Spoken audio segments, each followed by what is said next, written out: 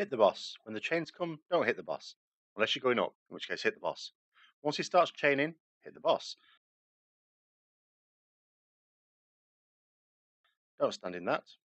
Don't stand in that. Run away from that. And don't get knocked into that. Wow. Stand on your mark and hit the boss. Use cooldowns when it hurts. Don't get knocked into the purple on bound and cleave, but stack up on the boss after the knockback. Keep doing this whilst avoiding pale bombs, the resultant vitriol, and circumnavigating a giant ribcage if you're in the group behind. Nice there.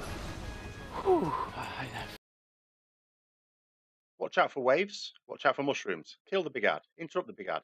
Make sure you know which interrupt is yours. Interrupt in teams. Use a cooldown and infest in spores if it hurts. Kill the mind fungus if it spawns in melee. At the end, when called to do so, focus the big ad and interrupt as normal, but DPS the boss.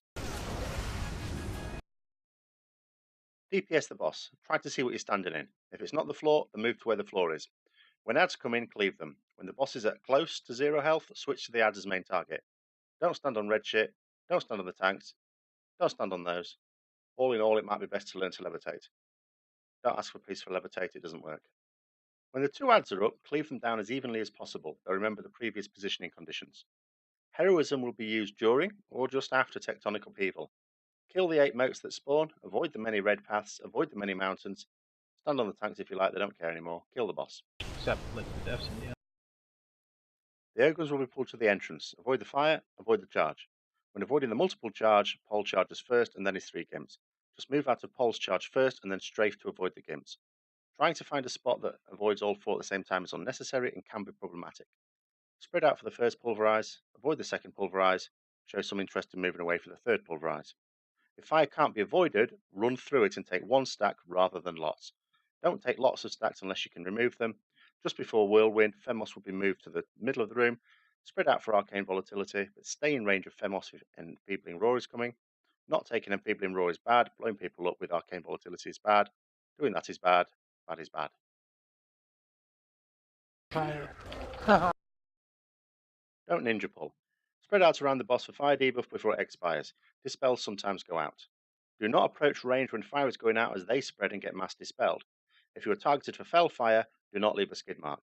You can move in if you must, but move back before it expires so you leave a small puddle.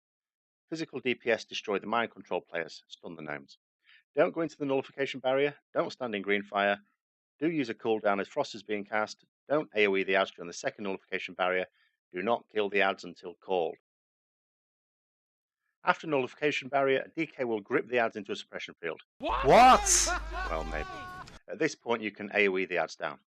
Physical damage dealers are likely to be assigned to various gnomes and gnome sympathizers to interrupt them and break them out of mind control.